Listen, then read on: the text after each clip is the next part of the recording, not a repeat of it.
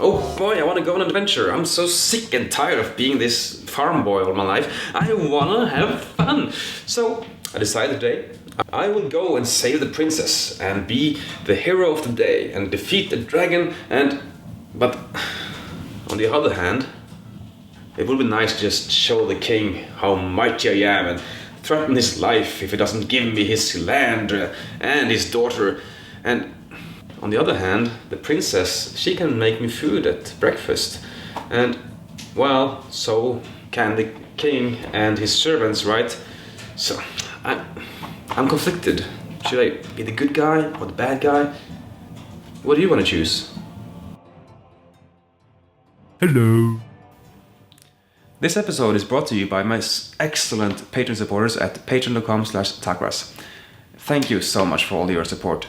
And if you just get some more now, eventually we can get games that you want to have reviewed. That will be really exciting. Well, okay, anyway, back to the board game. No, the review. Knights, you are the hero.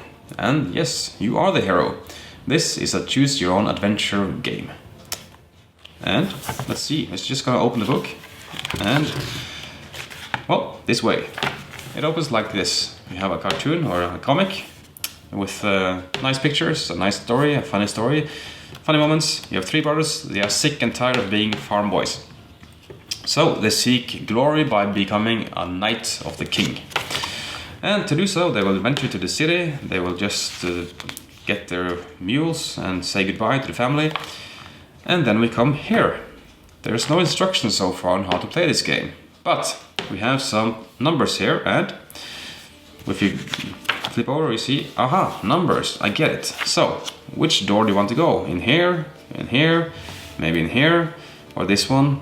Well, you choose. And you just flip over to the page, and it's easy to see what page it is, because at the bottom here, you see each frame number is clearly printed, and it's all numerical, so you can flip over back and forth, very simple.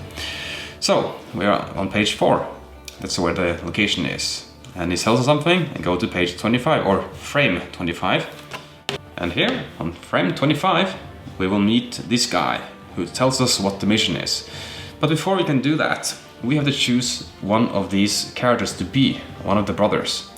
And you see they have a sheet here with some stats on it. And you take this and you print out the stats, or if you're really brave, use the only sheet here on the back of the book. No, don't do that. Print it out. You can get it from a Board Game Geek. And you write down strength, charisma, dexterity, and intelligence, just like in a role-playing game. And you note bracelets of bravery, and how many nights you spent, and some other member stuff. And of course, your name. That's the most important, right? Once you have selected that, you flip it over. And here you are presented with the rules of the game. Just in the middle of the story, or way in the game. And it's kind of cool, because it's very easy to get into. It fits logically in the story and how it's presented. And then we go to 88. So I'm not going to go any further now, because I'm not going to spoil it to you, but all these rules here are very simple and it's easy. So I'm going to flip now, just here, and I'm going to blur these numbers here so I don't spoil anything for you. And you see the pictures are very good. It's all very consistent throughout, and it's funny, it's humorous, and yeah, it's for children. And my son is 6, and he's Norwegian, so he doesn't read any of this. So I translate directly to him, and he makes all the decisions and choices. And I'm really surprised at what he wants to do at times, because you can be really mean and nasty at sometimes in this game. But yeah, I'm just gonna skip ahead to the conclusion now, and I'm not going to spoil anything more. Oh, one thing though, this frame here is 71. In the English version, they've forgotten to print the number on the side here. So I came to this frame here, I had no clue what to do. Of course, there may be a hidden number which made me go somewhere, but I came back here anyway. So make a note of this. There's also one more frame which has a wrong number, but I haven't experienced that one yet. So we have to see.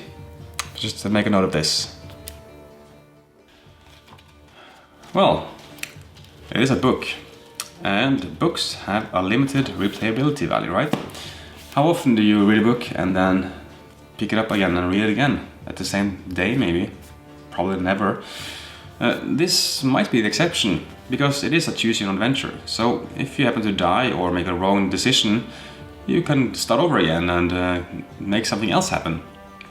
And that's the cool thing about this book. There are many choices that appear throughout the book, and you have to make many decisions, and the outcome, it really varies as well. And I really enjoy playing this with my son, because he makes decisions that I would not make, and well, it's really fun to see what his thinking process is and why he wants to do stuff and what happens when he does so. And sometimes he makes the best decision and sometimes he makes the worst decision, but that's not very easy to tell based on the choices, because, well, if you played Tales of Arabian Nights, if you do one thing, you help the beggar, well, he appeared to be an evil wizard and he kills you anyway. That might maybe happen here. You do something which you think is nice and, oh no, it wasn't so nice anyway. But one thing is nice in this game. It's in each picture here, there are possibilities of a hidden number, and those numbers will give you a secret or maybe a trap. So you have to study each picture carefully, and especially for those bracelets of bravery which you have here. They vary in color and they are hidden in some frames, and for each of those you find, you make a marker, because that is the quest, to find as many of those bracelets of bravery as you can find. And it's a very nice book, and that is kind of the most important thing about this sort of thing, right? Is the story any good? And I think yes, it is a good story, and the art is very nice throughout. It's very light, asterisks and obelisks kind of thing, and it's enjoyable. As an adult though, I don't think I would have enjoyed reading this book, but this is not meant for adults, I think. I think that you have to go with The Captive, which I also have a review on. This is for a younger generation, and I think they will enjoy it a lot. So my son is, as I said, 6 years old. He's Norwegian, so I have to translate directly when I go with him. And I really enjoy spending or sharing this story with him. And it's a nice tale about young knights wanting to do brave stuff and maybe do the wrong choices on the way. And yeah, it's nice to could print out more of these, because yeah, we have wasted a couple of those, and I really enjoy it. So that is the Knights. I'm not gonna spoil anything more for you. I think you got your picture now. Is this a good book for you or not? It's up to you, but if you have someone younger to play with or to read it with, or, well, of course you can do it yourself if that is your thing. It's a nice story. Okay, thank you for watching, and I hope I see you again in the next episode. So, until then, have fun reading. Thanks so much for watching the Dice Tower videos. Find more great videos and reviews, as well as our top-rated audio podcast at Dicetower.com. You can also find other great shows at Dicetowernetwork.com. I'm Eric Summerer, and you've been watching The Dice Tower. The Dice Tower is sponsored by Cool Stuff Inc., where you can find great games for great prices. Cool stuff in stock. Check them out at CoolStuffInc.com.